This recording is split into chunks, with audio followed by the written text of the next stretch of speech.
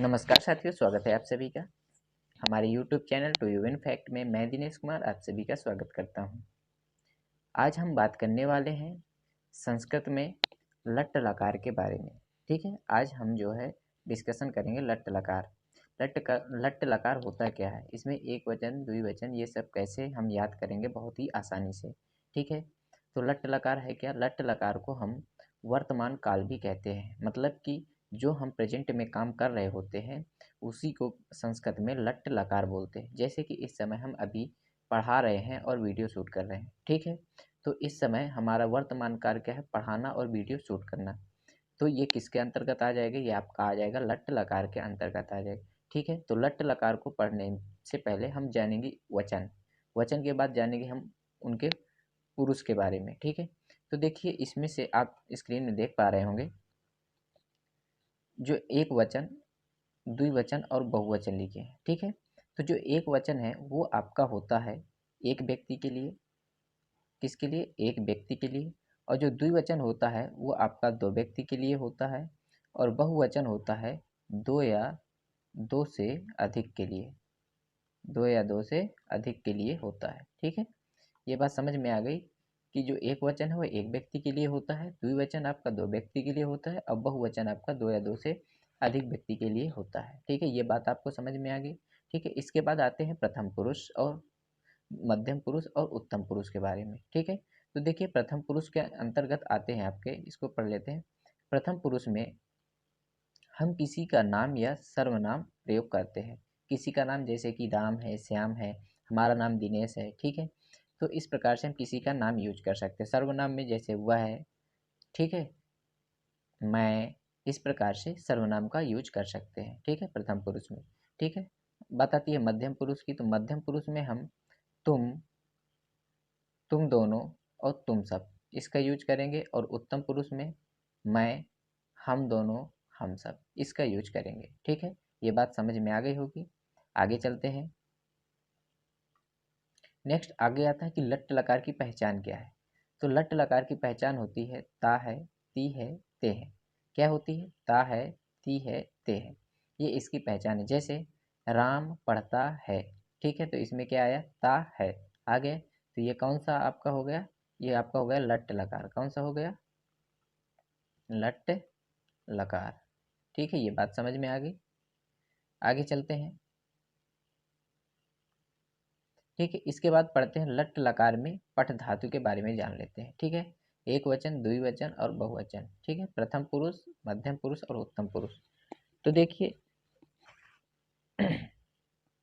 लट्ट लकार में जो पठ धातु है तो उसमें पठति, पठतः, पठन्ति, पठसि, पठथः, पठत, पठामि, पठावः, पठामः। एक बार पुनः देख लेते हैं। पठति, पठतः, पठन्ति, पठसि, पठथः, पठत, पठामि, पठावः, पठामः। ठीक है, देखिए आपके एग्जाम में कैसे पूछ सकता है, जैसे कि वो पूछ लेगा कि लट्ट लकार में, कैसे पूछेगा कि लट्ट लकार में प्रथम पुरुष का द्वितीय वचन पठ धातु का बताइए। तो आप क्या बताएंगे? पठतः। क्या बताएंगे आप? पठतः।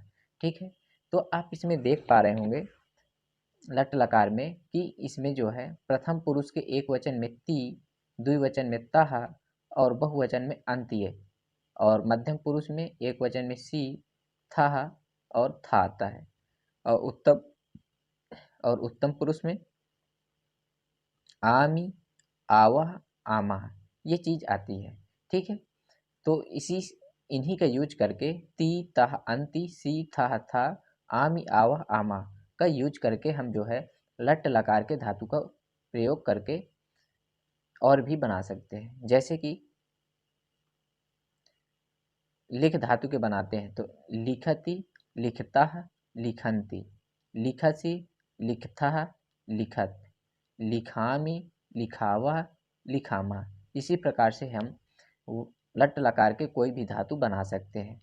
किसका यूज करके? ती, तह, अंति और सी, था, आमि, आवह, आमह का प्रयोग करके। ठीक है, ये बात आपको समझ में आ गई होगी कि लट लकार के धातु का निर्माण कैसे करेंगे। ठीक है, इसमें तीन वचन होते हैं, एक वचन, द्विवचन और बहुवचन। ठीक है, पुरुष तीन प्रकार के, प्रथम पुरुष, मध्यम पुरुष और उत्तम पुरुष। ठीक है, ये बात आपको समझ में आ गई होगी। नेक्स्ट आगे चलते हैं। आगे आता है कर्ता और क्रिया। ठीक है, कर्ता और क्रिया क्या होते हैं। ठीक है, तो कर्ता यानी कि जो काम करता है उसको कर्ता बोलते हैं। जैसे कि कर्ता में हम किनको किनको रखेंगे, जैसे बालक हो गया, सीता हो गया, वह हो गया, यानी कि किसी का नाम हो गया सर्वनाम। ठीक है, इनको हम किस में रखेंगे, कर्ता में। ठीक है, और फिर क्रिया में रखेंगे, जैसे पढ़ता है, लिखता है, खेलता है, यानी कि जो क्रिया की जाती है, ठीक है, उसको हम क्रिया में रखेंगे। और जो उस क्रिया को करने वाला होता है वो आपका क्या होता है, कर्ता। जैसे कि हम पढ़ा रहे हैं, ठीक है, तो जो पढ़ाना है वह एक क्रिया हो रही है और हम क्या कर रहे हैं, पढ़ा रहे हैं। तो यानी कि काम कौन कर रहा है, हम कर रहे हैं। ठीक है, तो हम क्या हुए, कर्ता, यानी कि दिनेश पढ़ा रहा है, तो कर्ता इसमें क्या हुआ, दिनेश। और क्या कर रहा है काम, क्रिया क्या कर रहा है, पढ़ाना। तो ठीक है, बात समझ में आ गई। आगे चलते हैं। ठीक, ये कुछ एग्जाम्पल है। ठीक है, जैसे राम पढ़ता है, तो देखिए इनका जब संस्कृत में अनुवाद करेंगे तो राम कौन सा वचन है, एक वचन है, तो हो जाएगा आपका रामः। क्या हो जाएगा, रामः। लेकिन आपको कर्ता के अनुसार क्रिया का भी यूज करना है। ठीक है, जैसे कि कर्ता आपका एक वचन है, तो आपका जो क्रिया है वो भी क्या होगी, एक वचन की ही यूज करेंगे। ठीक है, तो देखिए एक वचन के लिए ये प्रथम पुरुष का एक वचन क्या हो गया, पठति। तो यहाँ पर क्या यूज करेंगे हम, पठति, पठति।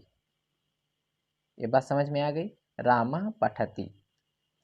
ठीक, आगे गीता पढ़ती है, तो ये भी क्या होगा, गीता पढ़ती है, ये भी एक वचन है, तो पठति हो जाएगा। ओके, समझ में आ गया। फिर आगे आता है राम और श्याम पढ़ते हैं, तो इसका हो जाएगा रामः श्यामः चा। चा किसके लिए है, और के लिए। देखिए इसमें दो हैं, तो दो के लिए हम क्या लगाते हैं, तो उसमें प्रथम पुरुष के द्विवचन में जाएंगे। तो देखिए द्विवचन में क्या है आपका, पठता। ठीक है, यानी इसमें क्या लग रहा है, ता धातु। ठीक है, ता का यूज हो रहा है। ठीक है, तो पढ़ते हैं, तो इसका क्या हो जाएगा, पठता।